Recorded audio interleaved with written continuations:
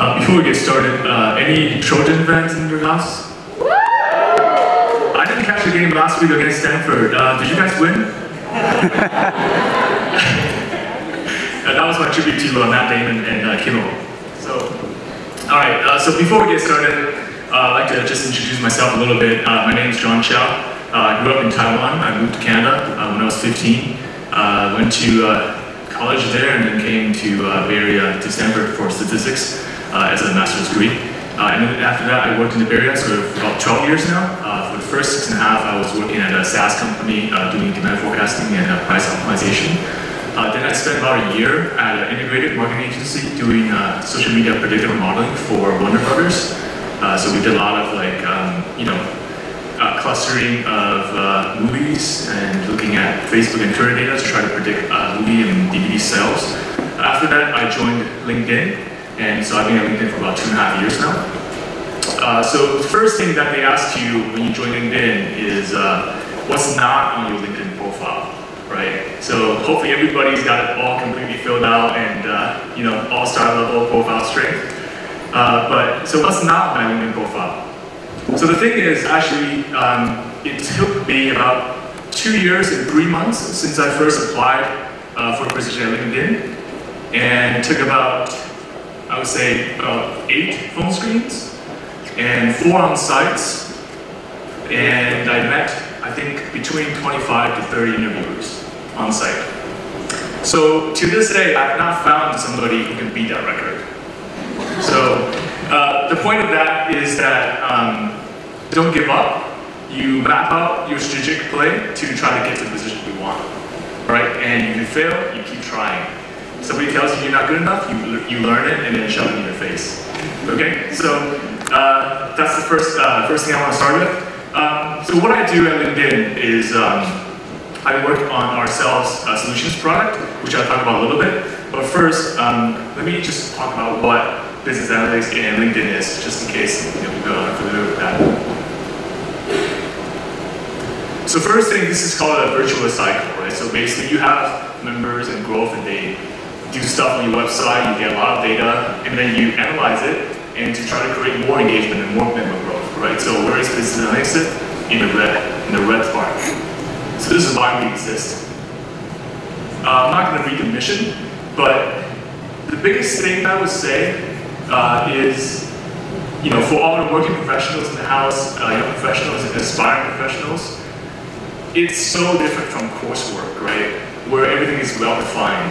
In the actual workspace, nothing is well-defined, right? So you have to basically be the person to study the business, to understand the data. You have to find the problem in the business context.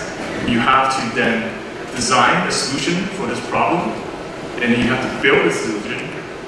And then after that, you still have to implement it, right? So the point of all of this is that, I think a lot of people are asking questions like, what are these skills that I need to become a data scientist, right? And if you went to my colleague Wenjing's talk earlier, she'll tell you that it's about creating value, right? So ultimately, you have to understand what is the problem that you're trying to solve.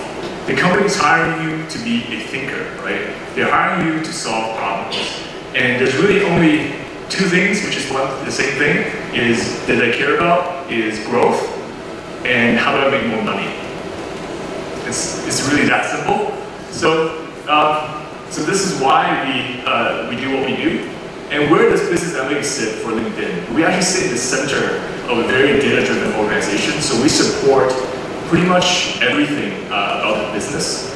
And so the first thing is obviously the product and engineering. We support marketing, customer success, operations, and sales. And the only thing that we probably don't support is like maybe facilities. I don't think there's a team that helps to figure out how much lunch we need to order. It's just always there. So that's kind of where business analytics sits. And the thing that we were just talking about, right? So you have to create the problem, you have to find the problem yourself and then actually design a solution around it. So the first thing you do, this is sort of a business ROI 2x2. What happened, right? So obviously the first thing, the most important thing, and people trust you with this, is the data, right? You are the safeguard to the data logic.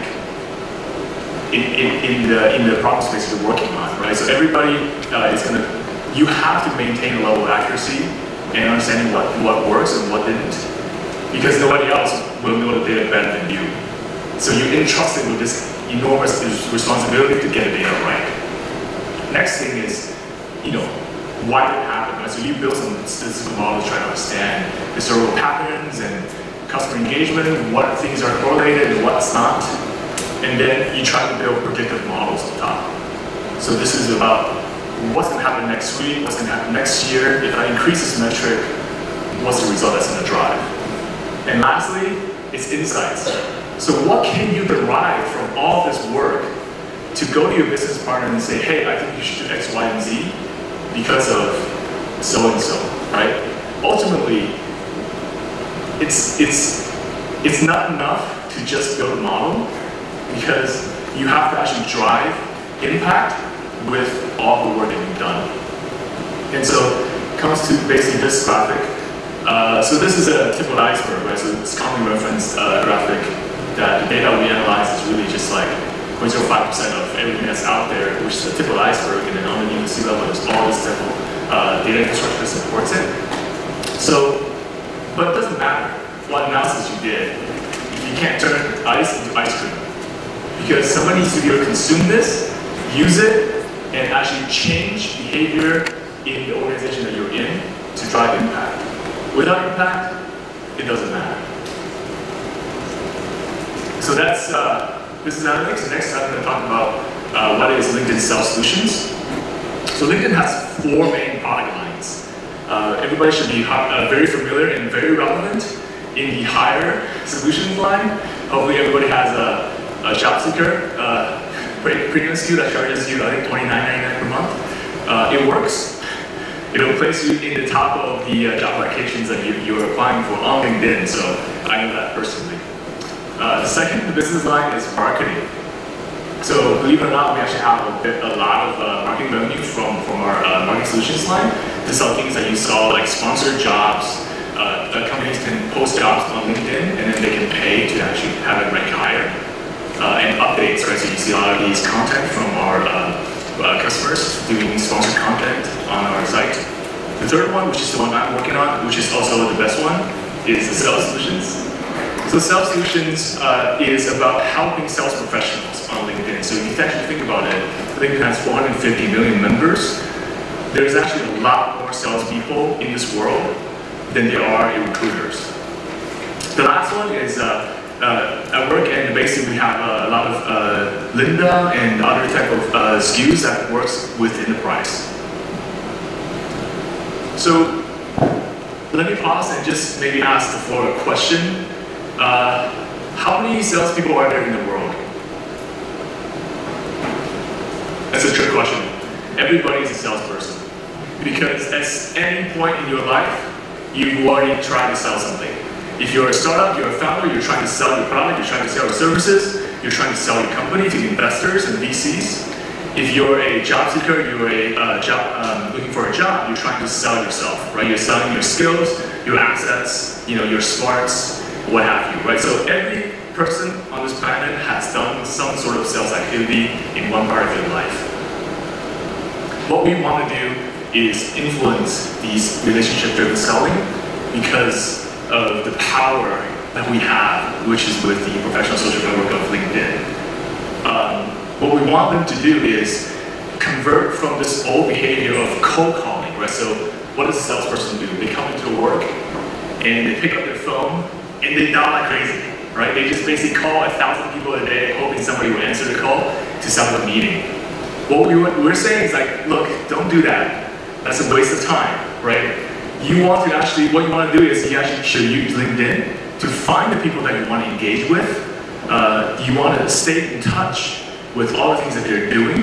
They're sharing their posts, any company updates and news about them, and basically build trust, right? So how do you build trust? You actually, you share relevant content knowledge in your domain, your expert knowledge, and this is really about building social capital, right? So think about your life and your connections and how you're building social capital throughout your networks, because it's going to be really, really important later on in life, more so than you probably could imagine today. So, like the things I was just talking about, right? So you want them to actually basically do these 4 things to create a professional brand. So people actually look at your profile, they know what you're about, they know what you've shared, and then you can use LinkedIn with the event search filters to find the right people and the right targets. You can save them as leads, separated from the LinkedIn platform. We've done some data analysis, of course, that we saw people who are using social selling, they're 50% more likely to hit quota. And once you hit quota, what happens? If you're a salesperson carrying quota, you hit quota for a year, then you get invited to these really exotic, really beautiful places in the world for an entire week, all expenses paid with your significant other usually. And so this is like, you know, we have people going to Dubrovnik last year, going to Thailand, Mexico. These are like super exotic places that every time I look at that, I'm like, hey, how come I'm not invited? Because my analysis helps you hit quota. So unfortunately, the answer they gave me is, hey, you know, if you can forfeit your salary and take quota, then you can go, which I'm not ready to do. And so you can actually find out what your SSI is. So this is the social selling index. You can actually go to linkedin.com/sales/SSI to look up your social selling index. And this is a score out of 100. So I'm not going to tell you how it's created, but if you come and find me later on, maybe after a few drinks, maybe we can talk about it. And so I covered a little bit about the mindset of a business and analyst or data scientist person. I talked about the role that we play in the product. So next I'm going to actually talk about some real life projects that I've worked on for LinkedIn. So the first thing is the what I call the individual propensity score. So this is basically a show for IPS. And so we have all this data at LinkedIn, which is really insane, like a treasure trove, right? So the first thing we do is try to analyze all the members' behavior and engagement to try to predict whether they are more likely to buy our products online. And so this is what the IPS is. And so what we found is that once we created this score out of 100, almost half of all orders is happening between the top tier, the top 10% of members that we've been able to score. Also that they are 66% more likely to convert through marketing campaigns, which is huge in terms of the conversion metrics increase. And who are these people, right? So they're coming in through free trials or paid subscriptions. They survive longer, they churn less. So churn basically is like you have this view, but then you don't renew, right? So a lot of people have probably had this email before, right? So you get a free trial, and then if you don't cancel, then you become paying, and if you pay, then you can cancel, and that's a churn. So what we found is that they churn less, right? So they're more likely to buy, and they also don't want to, they like our product and they don't leave. And the churn is also like unilaterally higher across all the different acquisition channels, including like emails, in-mails, different who view my profile, and such and such. They also engage a lot more with our content, right? So they look at more pages, they do more searches. They're saving more members as leads so that they're actually focusing on them. They're looking at more companies. So this is really, really good, right? Like we want them to do more so that we can actually continue to sell to them. And who are, I guess we have a problem with the PowerPoint. Somebody forgot to update.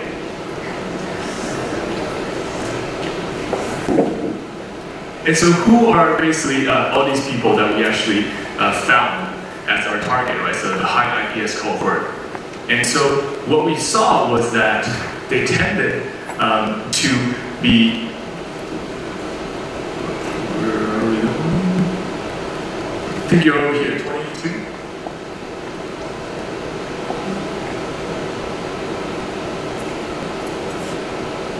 Are you advancing or am I? Okay, you do it.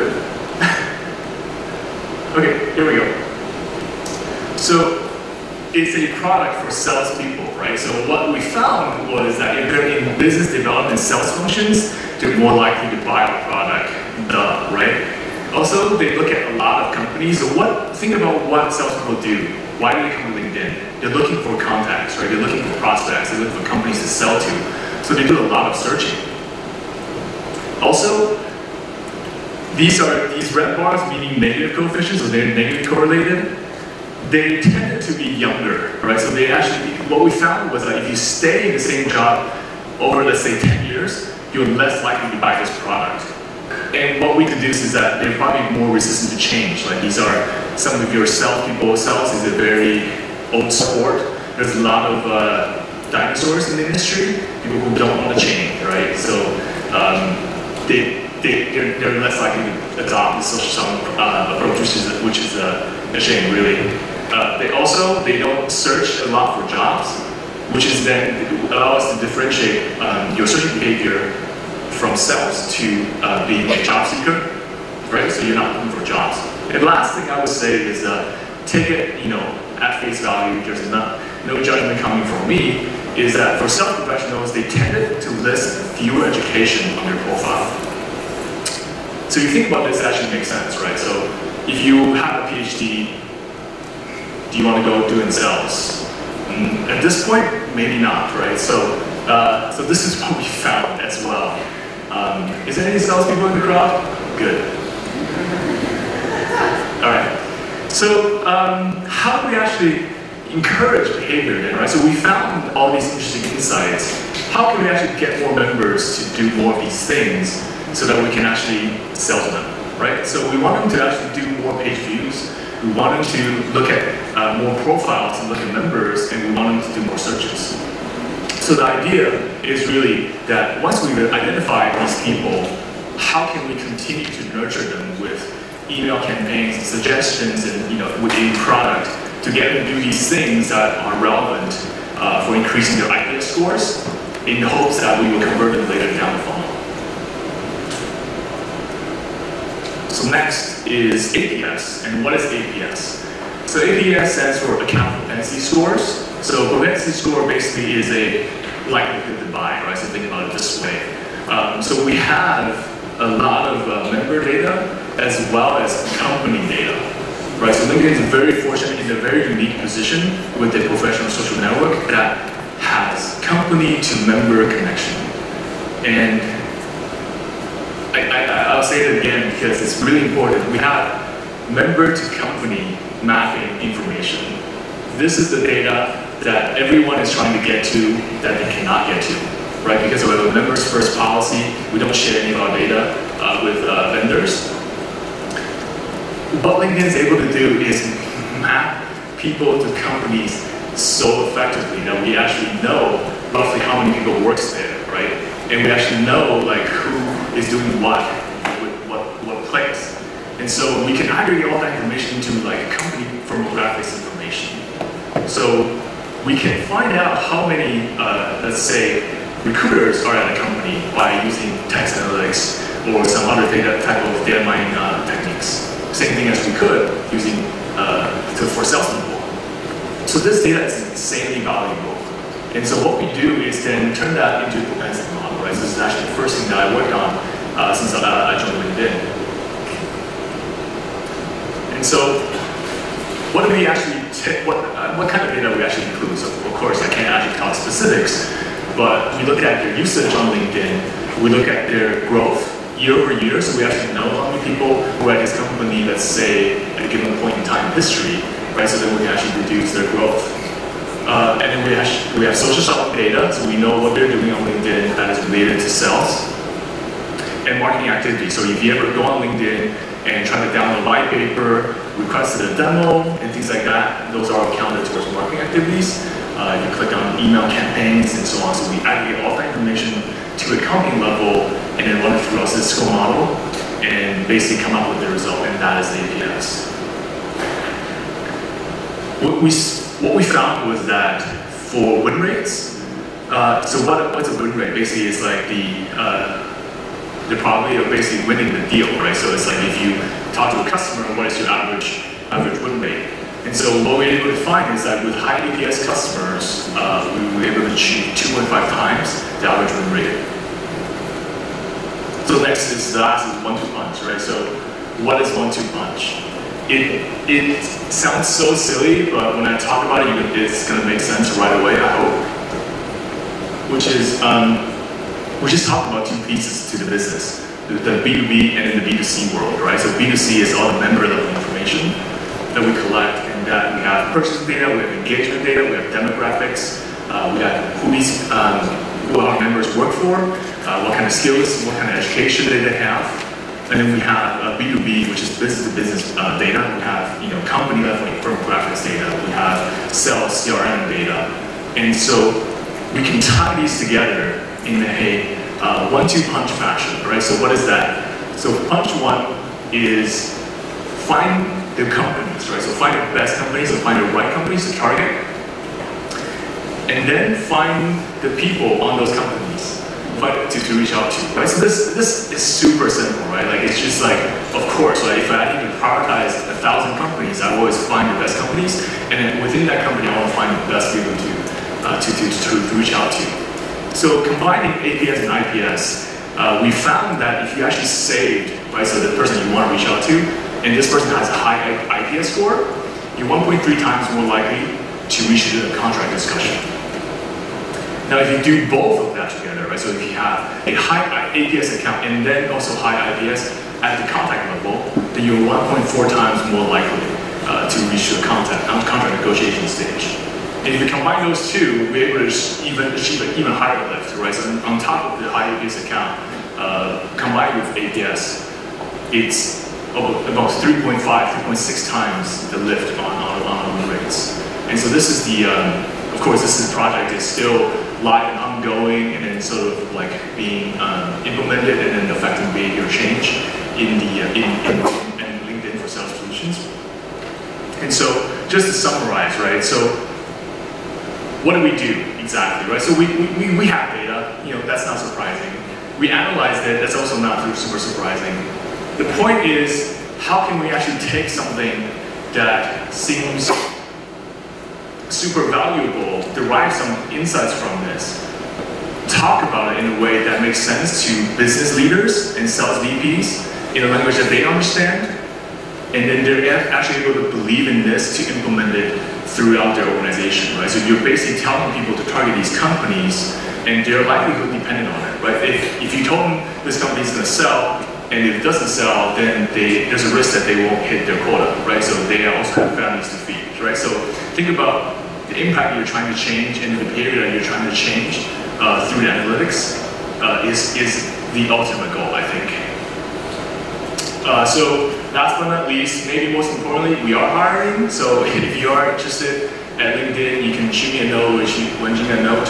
I'm not hiring personally right now, but our team is hiring. So I'm sorry, like if you want to join my team, you're gonna have to wait till next year probably. And that's it. Thank you. So I'll take questions.